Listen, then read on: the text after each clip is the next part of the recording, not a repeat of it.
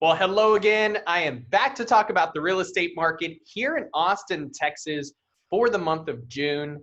And I'm going to be answering three major questions that everybody keeps asking me. The first of which is, will there be a flood of foreclosure and REO deals due to forbearance and unemployment? The second question I'll answer is, will my home appreciate if I buy now? And is it a good deal? And the third question is it a good time to buy and sell a home? So I'll answer all of these questions right after we go over our normal data. And by the way, if you don't know who I am, I'm Brendan with Keller Williams, and I love data. So let's just jump into it. I'm going to share my screen with you. And remember, this data is about single-family residential homes in our city or in the area. And I pulled all of this information directly from MLS. So first, average days on market. It is 49 days. So the 3-month trend, we see 50 days, 49 days. That is fantastic news. Sellers are selling their home pretty quick. And we're noticing there's a the sellers have been selling their home 7.6% faster compared to this time last year. Amazing. Now, when it comes to the number of new listings, you're only down by 9.7%. So 3,867 from last month versus this time last year, about 4,279 listings. So that's what, a 412 listing different? That's just not much at all. When it comes to the close price to list price ratio, that means, hey, if I'm a seller, if I want 400,000, am I getting 400,000? And the answer is yes. You have a 100% close price to list price ratio. This is the same as April. That's amazing. It doesn't happen often. So it's a good position to be in because you're not going to have too much fluctuation when it comes to negotiations. And that's as long as your home is priced correctly and marketed correctly. Now, when it comes to median list price, that has increased 6.7%. compared to last June, which was a 4% increase. So it was expected, hey, a 4% increase in median price from the year before, non-COVID, and now a 6.7% median increase. Now, when it comes to, let's say, sold price, right? That's a list price. Sold price is what we want to focus on as well. That went up 6% compared to this time last year, which was also a 6.5% increase compared to last month. So we know that homes are selling at a higher price and they're being listed at a higher price, which also makes sense because if you look at the years past, last 10 years, homes have continued to sell for more every single year. There's no difference in that trend whatsoever. Now let's talk about active listings. That is down 18.3% compared to the month prior. And the 3-month trend, when you're looking at that, we're at 7,000 area, then we come to the 6,000. Now we're in the 5,000 active listing area. And this means the overall inventory, it's at its lowest in history.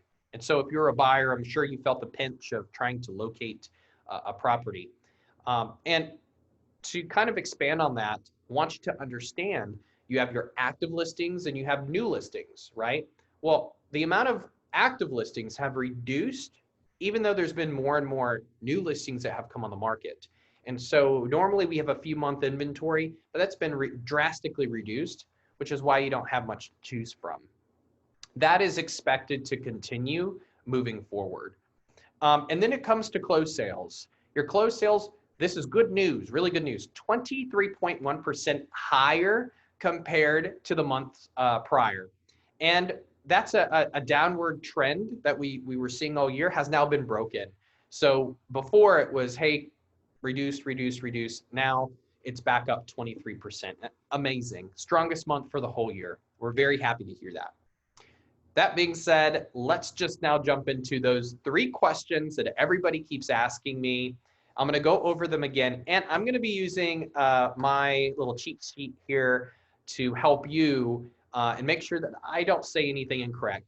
And I want you to understand, I did not come up with this information or analyze this data. This is directly from other sources that just came out, okay? So first, let's talk about the first question, which was flooding the market with foreclosures and REO deals due to forbearance and unemployment, right?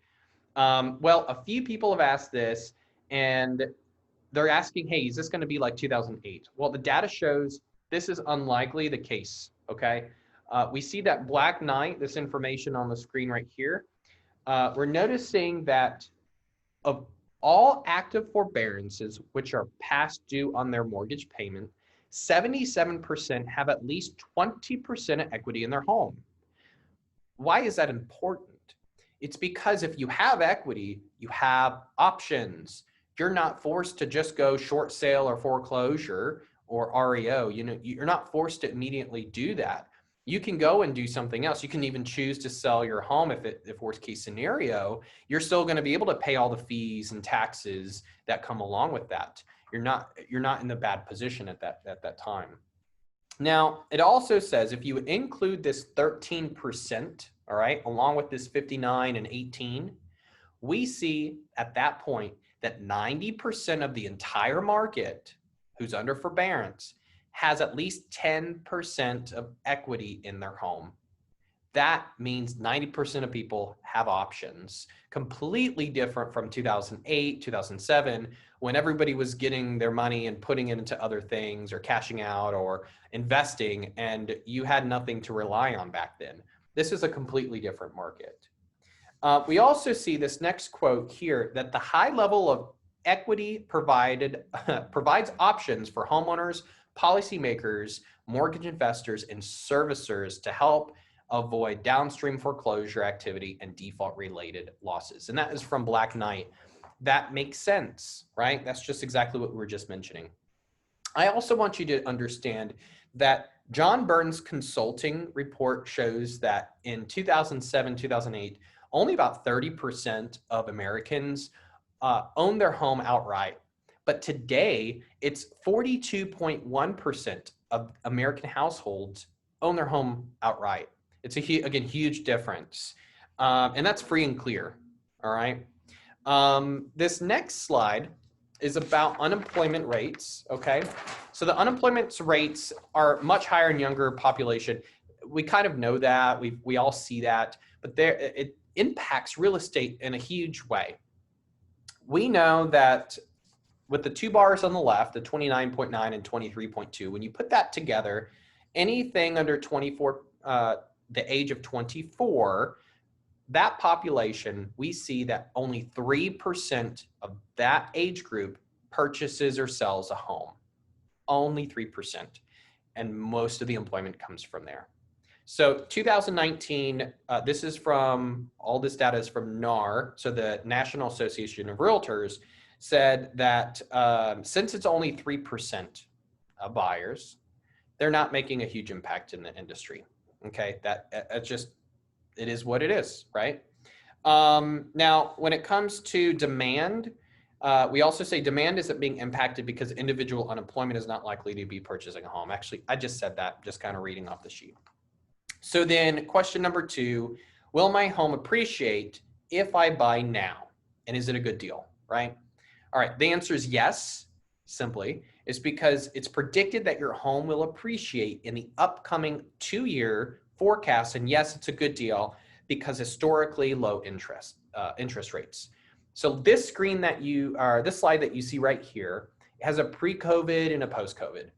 And obviously we're not past COVID yet, but these are adjustments that were just done. And we see that originally post-COVID or pre-COVID, it was 4.7% appreciation that was predicted. Well, that has been readjusted to 3% appreciation, okay? And for 2021, they increased it. Well, when it comes to the other survey, it's at 3.4% originally, and now it's at 3% for 2020. Both are showing that there's an appreciation for this year and next year. That is positive news. So what about the next slide? So the other questions that I said I would answer is, what are the experts saying about new projections for this year and next year into 2022 for the US? And this is to I like to continue to down the path of the appreciation question, but out of the 6 sources that we pulled, 5 of those said that there's going to be an appreciation for this year, next year, and part of 2022. There was one of the 6 that said there was going to be a depreciation of 0.32%. The others, this is remarkable to see that in COVID, you're still showing a price appreciation. Now, it's not 16%, but is it healthy growth, at least above 2.3% for 4 of those sources for 2020. The other items I want to kind of go down really quick. If you're a seller, don't expect, hey, I'm going to be able to ask $300,000 for my home because there's no inventory out there, or $300,000 more than what it's worth. It doesn't work that way. So don't think you're going to be getting a bajillion dollars extra than what the worth is. We still have homes that are appraised by appraisers, and people aren't willing just to fork out $300,000 extra above a $300,000 home. They don't have that kind of money. Okay. Now, another reason that homes are going to be appreciating is because of undersupply. So what's driving that undersupply as well? Why aren't we seeing a wave of homes coming onto the market? Well, the answer simply is due to actually a number of reasons, but one of them includes the crash of 2008 and how we've had undersupply since then, and the new construction builders, they haven't been able to keep up, or they haven't been willing to put their butts on the line because they don't want to be, what if something happens, they have all this inventory and they lose out. So we're about 1 million units behind with new builds, which is why we're going to continue to have undersupply issue moving forward. And it just continues to keep the appreciation high and higher for the years moving forward. And at least that's what it shows through these different sources. Another reason for high demand, Realtor magazine said 30% of people living in density urban areas said that the pandemic is prompting them to move by the end of the year, which is also reflected a 13% increase in suburban showings. These people don't want to live in an 800 square foot home when you're in COVID with no backyard. That's a complaint that we're starting to hear.